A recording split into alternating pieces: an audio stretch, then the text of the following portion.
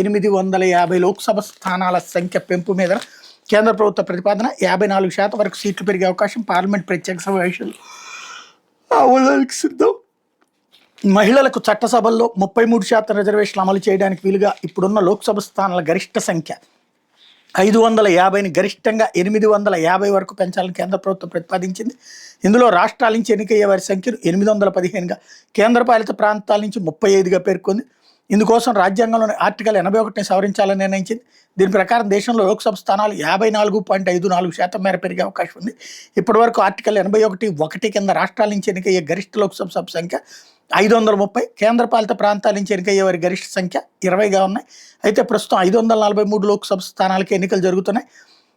మహిళా రిజర్వేషన్లను 2029 నుంచి అమలు చేయడానికి వీలుగా 131వ రాజ్యాంగ సవరణ బిల్లు 2026 కేంద్ర ప్రభుత్వం తీసుకొస్తుంది. ఇందులో 2026 జనాభా లెక్కలకు ముందే నియోజకవర్గాలను పునర్విభజించడానికి వీలు కల్పిస్తూ ఆర్టికల్ 55, 81, 82, 170, 330, 332, 334 సవరణలు ప్రతిపాదించింది అన్నటువంటి వార్తని హైలైట్ చేశారు.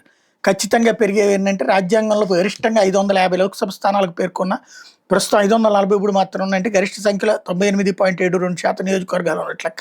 ఆ నిష్పత్తి ప్రకారం చూస్తే కేంద్ర ప్రభుత్వం కొత్త స్థానాల సంఖ్య 845 దాకా ఖరారు చేసి సూచనలు ఉన్నాయన్నటువంటిది హైలైట్ చేశారు. Quantum computer made in Amaravati IBM నుంచి వచ్చేసరికల్లా తయారు